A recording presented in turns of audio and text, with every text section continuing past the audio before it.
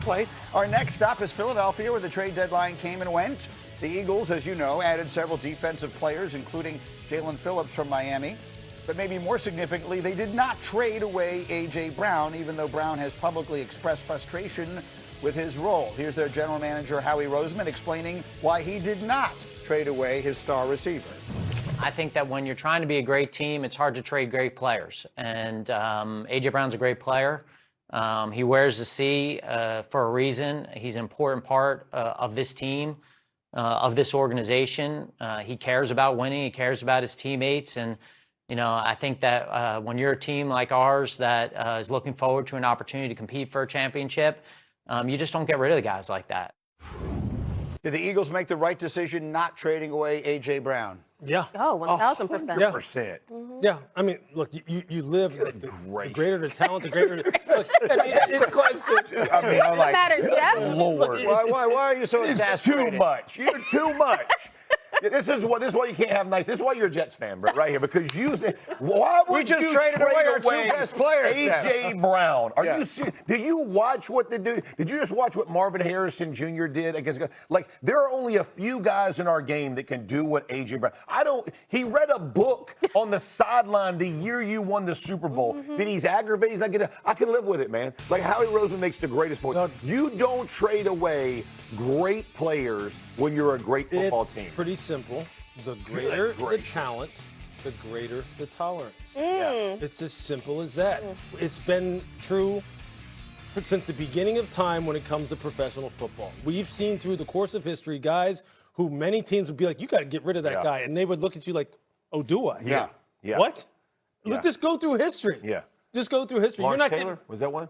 Look, Okay. I mean, Well, come on now. It's a similar deal. I remember talking to Jimmy Johnson, and he's like, Michael Irvin showed up late for practice, something, and the player said, well, he goes, you ain't Michael Irvin. Like, That's exactly right. it. That's exactly right. And a lot of these guys, That's yeah, exactly A.J. right. Brown. Like, we actually need A.J. Brown. And I thought the whole conversation the last several weeks was kind of ludicrous, if I'm being honest.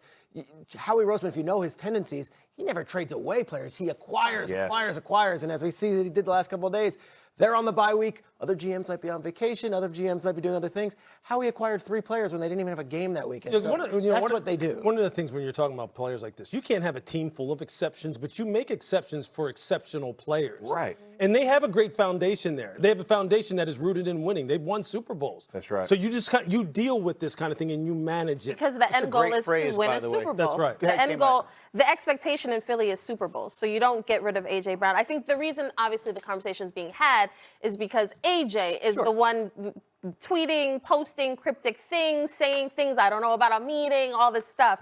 And that's why the conversation was being had. Yes. But to take it a step further, like, oh, could Howie... Now, that part was ridiculous because it was never going to happen All now. right, so where does it leave us? Let's put up D23. The time for acquisition, for roster building Let's go, 23. has come and gone. Oh. The Lions and Eagles are currently tied for the best odds to win the... This is D23. This is the Lions and Eagles are currently tied for the best odds to win the NFC. Wow. Followed by the Packers and Rams, who are tied for third. Seahawks are right behind them. Buccaneers, who are not listed on your graphic here, come in at 11-1. So now we put those picks up there.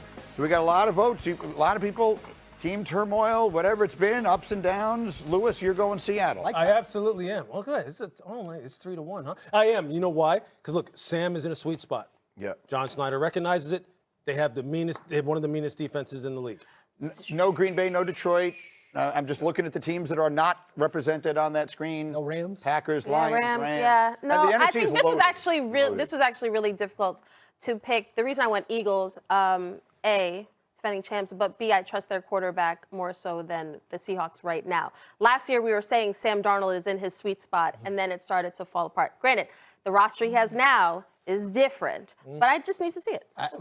I would also just say, last week, if you asked me this question, I probably would have said the Packers. And then you lay that egg against the Panthers at home.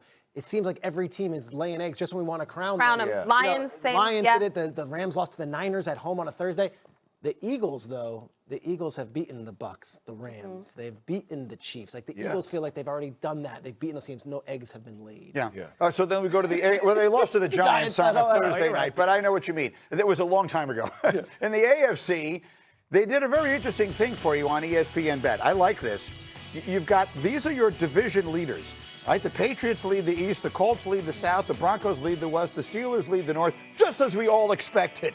No Buffalo on this graphic, no Kansas City on this graphic, no Baltimore on this graphic. Isn't that great? So the wager is a really good prop bet. And right now, it's up on ESPN Bet Sportsbook. You can either have those 4 teams, Get that up.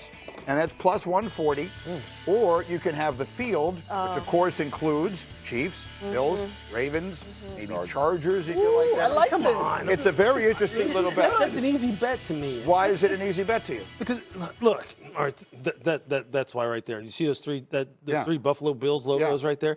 Because they have you the had to pick best. one- They Just have Saturday, they taking have the Colts. best lines of scrimmage on both sides of the ball. The Bills do. Absolutely. And I know that their Achilles heel could potentially be explosive creation on offense outside the numbers, right? The wide receiver position. But did you watch their offensive line? Did you watch how James Cook ran? I mean, how he ran in that game? Yeah. Did you watch how Joey Bosa affected that game late in the game against Kansas City? I mean, he had Patrick going, where's 97 at? Oh, yeah. Because I'm telling you, that ultimately is what's going to get you to the promised land, and I think Buffalo's set up. I'll be honest. I mean, I like Buffalo. Obviously, I like the Colts the best, but I like the Patriots and the Broncos. Those are 2 really good teams. By the way, Patriots already beat the Bills at their place. These teams are constructed, again, Colts have very good offensive line. Defensive line's going to get better with the pressure. The Patriots, they got Drake May. I mean, they're legit. Question. Kansas City? I mean, they lose to Buffalo every year in the regular season. Are we jumping off the Chiefs bandwagon? I'm not. You know, I've been called a Chiefs apologist before. Yeah. Okay. Maybe I am. Not a lot to apologize for. They've been to the Super Bowl. But what I'm saying is like their offensive and defensive line. I just think Buffalo's lines of scrimmage dominate right now. I think Kansas City, as much work as they did on their offensive line, man, I mean, with Josh Simmons not being there and we don't know when he's going to return, I mean, that's a problem.